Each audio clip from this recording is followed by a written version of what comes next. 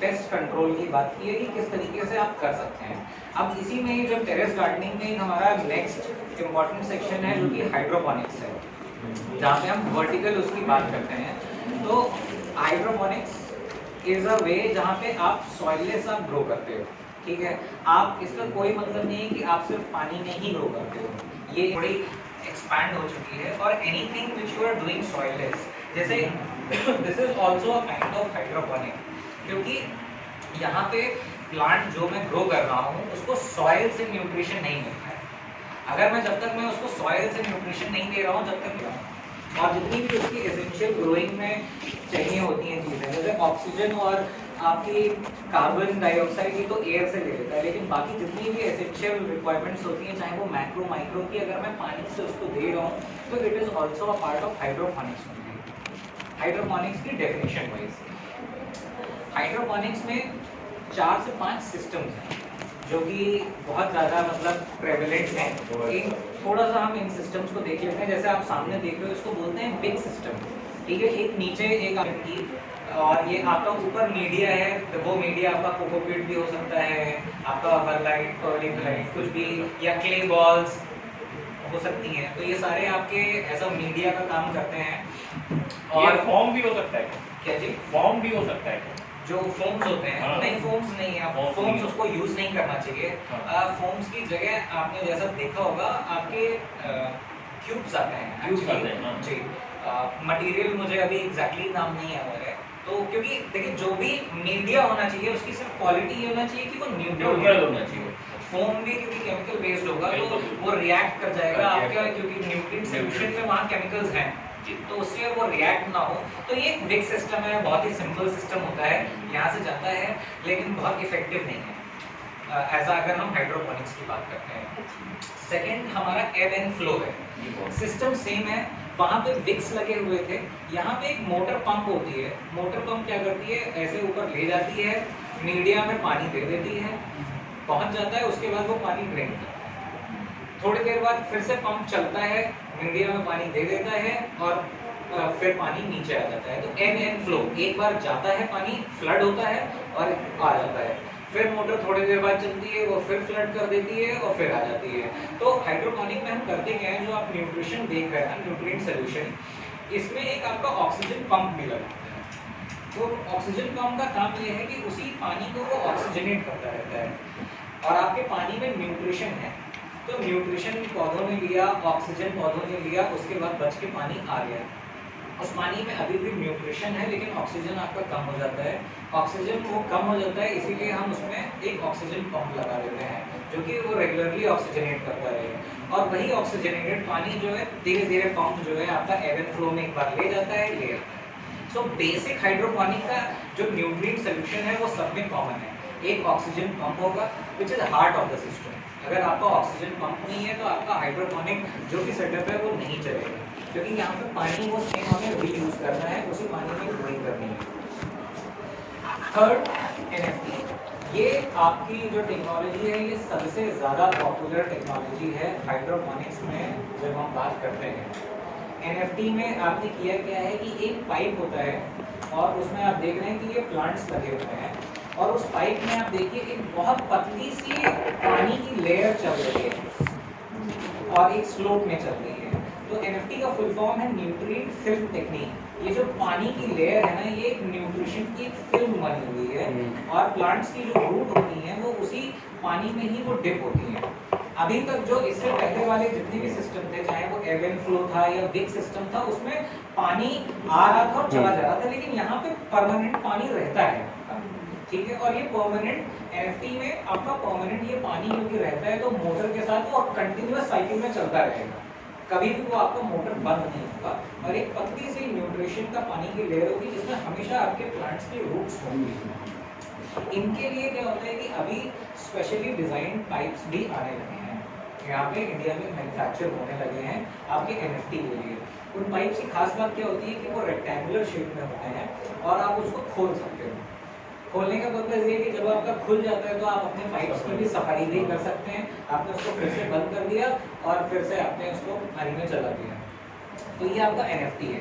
इसमें बस ध्यान देना क्या होता है कि एक हमें स्लोप जरूरी है, क्योंकि पानी एक एंड से दूसरे एंड पे हमारा जाना है और कंटिन्यूअस चलना है। बैकड्रॉप अगर इसका बोलेंगे, specially UP as a state में या कोई भी एज अ स्टेट जहाँ पे आपके पावर शॉर्टेजेस हो सकते हैं जाते हैं, तो वहाँ पे क्या है कि हमें ऐसा सिस्टम चाहिए जो कि थोड़ा बिजली पे कम डिपेंडेंट हो, या आपकी चली गई 6 घंटे 7 घंटे के लिए लाइट चली गई तो आपके प्लांट्स इफेक्ट ना हो। तो वहाँ पे क्या है कि NFT की एक ये शॉर्टकमिंग है। बात ये है कि अगर आपका कमर्शियल काम होगा तो हो सकता है आपने वहाँ पे जनरेटर भी रखा होगा एज अ बैकअप ऑप्शन, वो सारी चीज़ें हैं, लेकिन एक इनहेरेंट जो एक ही बैकड्रॉप इस सिस्टम का वो है कि आपको परमानेंट वो इलेक्ट्रिसिटी सोर्स चाहिए पानी को चलाने के लिए। तो दैट इज योर NFT।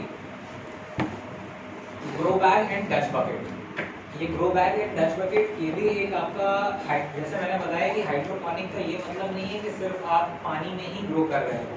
यहाँ पे क्या है कि आपके ग्रो बैग्स या डच बकेट्स जो रखे हुए हैं उसमें ऑलरेडी ऐसा कुछ एक मीडिया रहता है, और हम ऐसे प्लांट्स को ग्रो करते हैं जो कि हमारे छोटे सिस्टम्स में ग्रो नहीं हो सकते, और इनको हम जो हमारी चॉइस ऑफ क्रॉप होती है वो अक्सर हमारे क्रीपर प्लांट्स होते हैं जो कि एक हाइट तक जाते हैं। तो इसमें जैसे आपका टमाटर, cherry tomato, cucumber, bell pepper, जो आपकी लाल पीली शिमला मिर्च होती है, इस तरीके के पौधों को आप, शिमला मिर्च हो गई, इन सारे पौधों के लिए ये सिस्टम बहुत ही ज़्यादा इफेक्टिव होता है।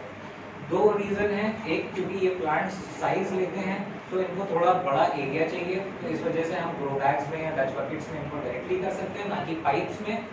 और दूसरा ये है कि कुछ देखिए ऐसे प्लांट्स हैं जो हाइड्रोपोनिक में जिनका रिस्पांस बहुत अच्छा है। ऐसे हम अगर लीफी में अगर कैटेगराइज करें तो लीफी में जो हमारे एक्सोटिक वेजिटेबल्स होते हैं, खास करके आपकी लेटेसेस, बॉक चॉय, पार्सले, बेसिल, और इंडियन वैरायटीज़ में अगर हम बात करें तो हमारी पालक, अमरैंथ, केल, इंडियन नहीं है केल आपका बहुत ही ज़्यादा न्यूट्रिशियस पौधा होता है। ये आपके ब्रासिका फैमिली, मस्टर्ड फैमिली का ही पौधा होता है, केल इसको बोलते हैं, बहुत ही ज़्यादा न्यूट्रिशियस होता है।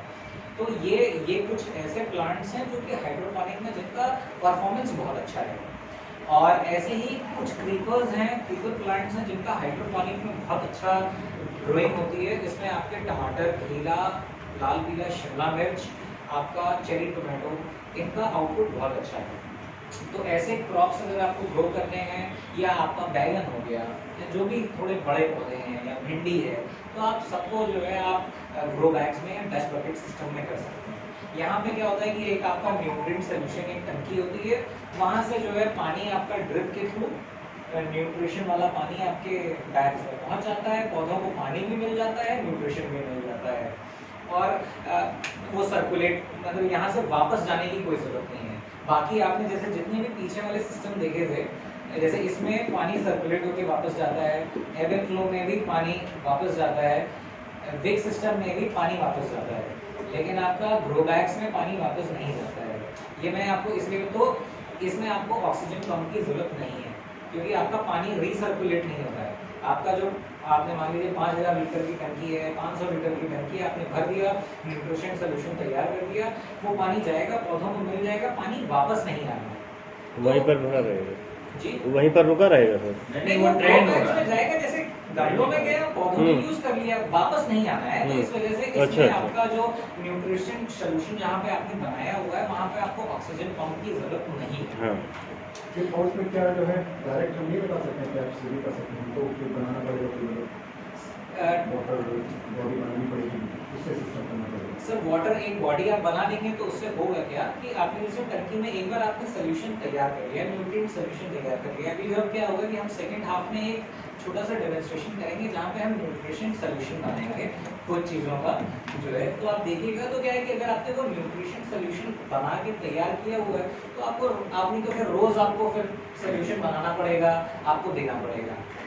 दूसरा, अगर आप हाइड्रोपोनिकली पैदा कर रहे हैं, जैसे अगर ये एक सिस्टम है, मान लीजिए कि आपके पास छोटी टंकी है और आपने आज कर लिया और आपका न्यूट्रिशन भी खत्म हो गया, पानी खत्म हो गया, आपको अगले दिन जब हम ये बहुत बेसिक और इम्पॉर्टेंट डिफरेंस है जो आप जियोपोनिक ज़मीन पे खेती करते हैं और जो हाइड्रोपोनिक में खेती करते हैं उसमें। जब आप ज़मीन में खेती करते हैं, आप ड्रिप से ही सिंचाई करते हैं, तो आप रोज़ उसको खाद पानी नहीं देते हैं, आप हफ्ते भर तक आपने 3 दिन आपने पानी दिया, चौथे दिन आपने खाद चला दी, उसमें ड्रिप से चला दी, फिर 3 दिन पानी दिया आपने, चौथे दिन खाद चला दी। लेकिन हाइड्रोपोनिक में there is nothing which is called irrigation, fertigation होता है। हमेशा आपको फर्टिगेट करना है। फर्टिगेट मतलब ये है कि फर्टिलाइजर प्लस इरिगेशन, ये दोनों चीजें साथ में ही पौधे को जाती हैं।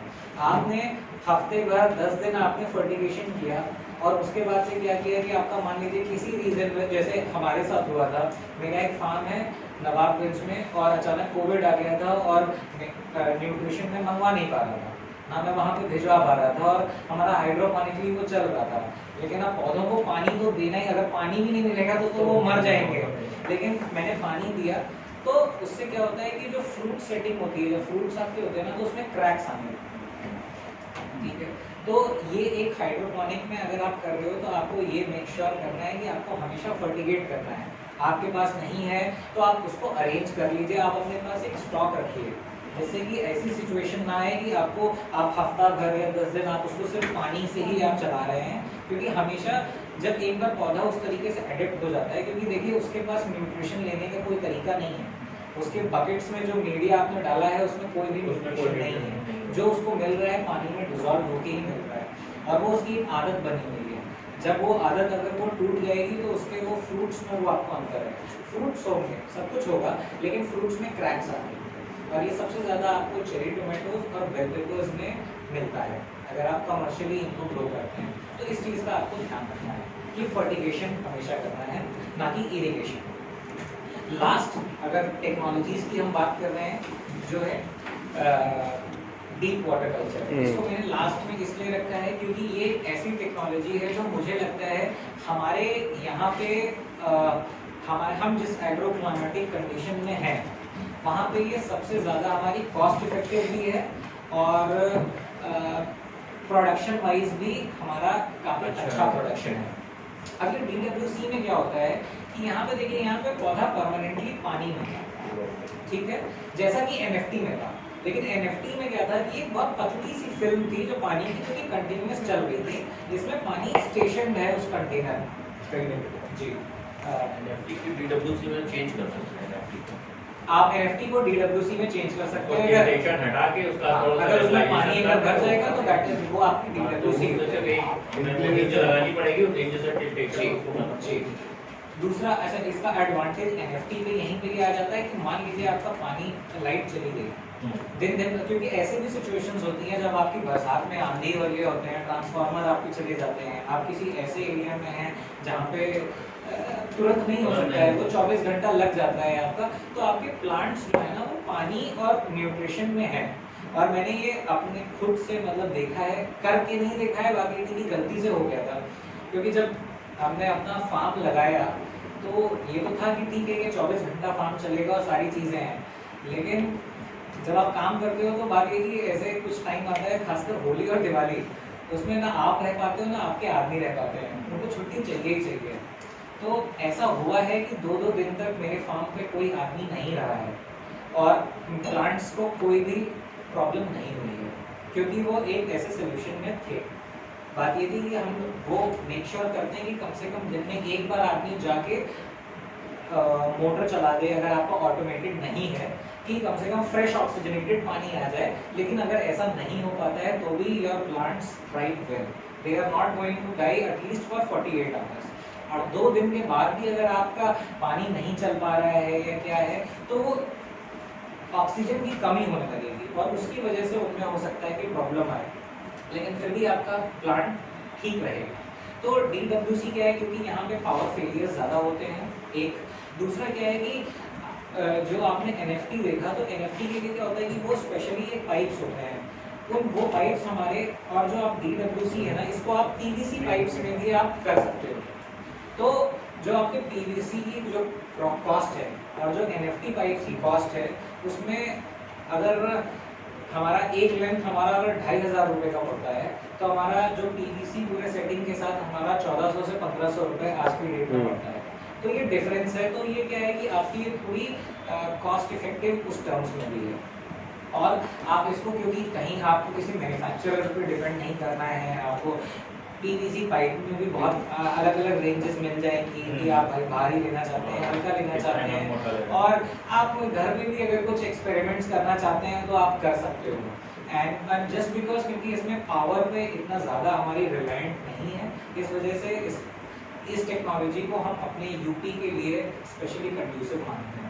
अगर आप किसी ऐसी एरिया में हैं जहाँ पे बहुत अच्छा पावर बैकअप है तो आप दोनों ही में से कोई भी एक चूज कर सकते हैं। लेकिन अगर बीइंग हियर मेरा सजेशन पर्सनली ये रहता है कि आप DWC पे काम करें, क्योंकि प्रोडक्शन वाइज भी और in terms of cost wise भी और पावर वाइज भी, पावर फेलियर वाइज भी, this is a good technology to work. ये जो न्यूट्रिशन सोल्यूशन है ये कितने दिन पे चेंज होना चाहिए? ये चेंज होना चाहिए या नहीं होना चाहिए? अभी ये हम बस एक बार न्यूट्रिशन पे आ जाएं तो हम ये न्यूट्रिशन में इसको कर लेंगे, ठीक है। जो हम अभी plant nutrition and nutrition management, ठीक है, ये एक जनरल जैसे 17 हमारे एसेंशियल न्यूट्रिएंट्स होते हैं जिनको हम मैक्रो और माइक्रो में डिवाइड करते हैं, ठीक है। तो ये आपके मैक्रो और माइक्रो में डिवाइड करने का तरीका ये है कि जिन न्यूट्रिशन को हमें ज़्यादा क्वांटिटी में चाहिए वो हमारे मैक्रो कहलाते हैं, जो हमारे कम क्वांटिटीज में चाहिए होते हैं वो हम माइक्रोज कराते हैं। आपके जैसे ये नाइट्रोजन, फास्फोरस, पोटेशियम, जितने भी आप देख रहे हैं 2%, 1.5%, ये सारे आपके ऐसे मैक्रोज में आ जाते हैं। आप ये देखेंगे नीचे मैग्नीज 0.02, आयरन 0.02, कॉपर बहुत ही कम, जिंक बहुत कम, बोरॉन बहुत कम। तो ये हमारे माइक्रो होते हैं, इनका ज़रूरत होती है बहुत इंपॉर्टेंट से, लेकिन बहुत छोटी मात्रा में, इनको माइक्रो एलिमेंट्स कहा जाता है। अब जो हाइड्रोपोनिक न्यूट्रिशन है, हाइड्रोपोनिक न्यूट्रिशन ना हम 2 कैटेगरीज में डिवाइड करते हैं। हाइड्रोपोनिक न्यूट्रिशन भी हम जब अभी हम प्रैक्टिकल करेंगे ना आपको, तो न्यूट्रिशन का मैं आपको सारा ही कैसे आपके सॉल्यूशंस तैयार होते हैं, उसमें क्या चीज़ें होती हैं, ये उसी के साथ ही हम कर देंगे, क्योंकि because we are running slightly short of time. तो जो हम ये कर रहे हैं क्योंकि इसको थ्योरी और फिर हम प्रैक्टिकल करेंगे तो उतना आपको भी मज़ा नहीं आएगा सुनने में, वो साथ साथ होती रहेंगी। क्योंकि हाइड्रोपोनिक में अगर हम बात करें तो न्यूट्रिशन बहुत इंपॉर्टेंट है, और वो हम सामने अभी करके हम देख लेंगे एक बार उसका प्रैक्टिकल डेमो। ये भी हमारा न्यूट्रिशन का ही है, हम इस पे आ जाएंगे। ये मिक्सेस हैं, ये आपको सब मिलेगा, आपको बुकलेट में ये सारी चीज़ें मेंशन्ड हैं कि किस तरीके से आप न्यूट्रिएंट ए न्यूट्रिएंट बी बनाएंगे, और मैं इसको आपको समझाऊंगा। साथ ही साथ अगेन नाउ कमिंग टू, एक तो हो गई कि न्यूट्रिशन में क्या क्या चीज़ें थी, तो ये तो हम जब अभी बनाएंगे तो हम कर लेंगे कि कितना NPK डालना है, कितना एप्सम सॉल्ट डालना है। लेकिन उसके साथ साथ हाइड्रोपोनिक में ज़रूरी क्या है, pH, क्योंकि पानी में आपकी ग्रोइंग होती है। तो pH आपका क्या होता है कि ये आपका हाइड्रोजन आयन का कॉन्सेंट्रेशन बताता है कि आपका कितना पानी में है, ठीक है। 0 से 14 स्केल होती है, 7 न्यूट्रल होता है, 0 से 7 एसिडिक होता है, 7 से 14 आपका बेसिक। जो हमें pH चाहिए हाइड्रोपोनिकली ग्रो करने के लिए वो 5.5 से 6.5 की रेंज होनी चाहिए जी। 5.5 से 6.5 रेंज में होता क्या है कि जो न्यूट्रिशन का अब्जॉर्प्शन है वो सबसे अच्छा होता है। तो आपने ऐसी जो बीमारियां आप देखते हैं ना कि जो कि न्यूट्रिशन की डेफिशिएंसी से आती हैं, जैसे अभी हम लोग जब डिजीजेस पे आएंगे तो डिजीजेस 2 तरीके की होती हैं। एक तो पेस्ट से आ गई, ठीक है, उसका क्या क्या है वो तो सोल्यूशन आपको पता है, लेकिन कौन कौन सी हैं ये भी हम बताएंगे आपको। लेकिन एक होती है न्यूट्रिशन की डेफिशिएंसी की वजह से, फॉर एग्जांपल नाइट्रोजन की डेफिशिएंसी की वजह से। आपने देखा कि यार मैंने डाला तो है, इसमें नाइट्रोजन डाला हुआ है, सब कुछ सही क्वांटिटी में डाला हुआ है, लेकिन फिर भी जो सिम्टम्स दिख रहे हैं प्लांट पे वो तो नाइट्रोजन डेफिशिएंट है। तो वहाँ पे ज़रूरत है कि आप pH में करिए। हो सकता है कि आपका pH बढ़ा हो या कम हो, तो pH जब बढ़ा होगा और कम होगा तो pH करता क्या है कि वो प्लांट को वो इफेक्टिवली वो नाइट्रोजन लेने नहीं देता, ये pH का रोल होता है। तो उसमें न्यूट्रिशन होने के बावजूद भी आपके प्लांट्स नहीं लेंगे। और अगर आपका pH का रेंज 5.5 से 6.5 के बीच में है तो आपके जितने भी न्यूट्रिशन हम लेते हैं माइक्रो और माइक्रो, वो प्लांट्स बहुत अच्छे से आपके ले लेते हैं। तो pH वहाँ पे बहुत इंपॉर्टेंट एक फैक्टर होता है। pH आपको अप और डाउन करने के लिए बहुत बेसिक्स से होते हैं, आप घर की चीज़ों से, जैसे सिट्रिक एसिड होता है उससे आप कर सकते हो। आपका जो बेकिंग सोडा होता है, बेकिंग पाउडर होता है, उससे आप पीएच डाउन कर सकते हो। पीएच मीटर्स होते हैं, आपने डेट किया, आपका पीएच, आपने न्यूट्रिशन सोल्यूशन तैयार कर लिया, पूरा सोल्यूशन तैयार कर लिया, एक बार आप पीएच में देख लीजिए, अगर ऊपर है तो उसको डाउन कर दीजिए, लोअर है तो उसको 5.5 से 6.5 की रेंज में ले लेंगे। फिर सवाल ये आता है कि कितना डालें, तो देखिए कितना डालें, आप बहुत थोड़ा थोड़ा क्वांटिटी में डालेंगे, क्योंकि आप कितना बड़ी आपकी टंकी है, कितना आपका उसमें न्यूट्रिशन है, ये बहुत सारे फैक्टर्स डिपेंड करेंगे कि आप कितना आप सोल्यूशन वो डालिए। तो वो एक उसका ग्रेजुअली आप थोड़ा थोड़ा डालिए और आपको पीएच आपका बैलेंस हो जाएगा। आपका जैसे आपने एक बार न्यूट्रिशन चल दिया और आपका हफ्ते भर तक चल गया, तो जब भी आप अपना जैसे आप पीएच चेक करते हैं, ऐसे ही हाइड्रोपोनिक में आपको ईसी रीडिंग्स लेनी होती हैं। एक ईसी मीटर होता है, ये भी हम आपको अभी प्रैक्टिकल में आपको अभी दिखाएंगे, ईसी और पीएच मीटर दोनों ही। तो ये दोनों रीडिंग्स आपको चेक करनी होती हैं। पहले मैं आपको ईसी बता देता हूँ, फिर हम आपको जो आपसे थोड़ा सा इंटरेस्ट ये सर्टिफिकेट्स हैं आपके, आप लोग प्लीज नाम चेक कर लें।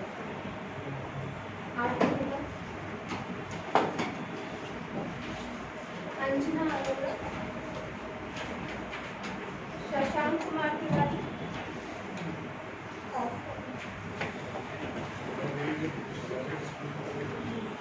अनुज गुप्ता, श्रीमती जगप्रीत सिंह, और सॉरी आई एम सॉरी, वो जगप्रीत सिंह जी, विजय लक्ष्मी, विजयवीर सिंह, भूपेन सिंह, ये भी है, गुलशन कुमार, प्रमोद कुमार, पुष्पदेव, दीवा मजहर, विजय कुमार, दिनेश विजय कुमार, कुमार, ये दीवा जी का, बाकी सब इस साइड से होते हैं। विजय कुमार सिंह, विजय कुमार मेरा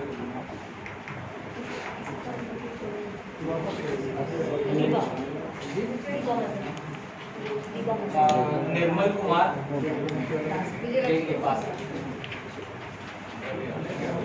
सुशील कुमार,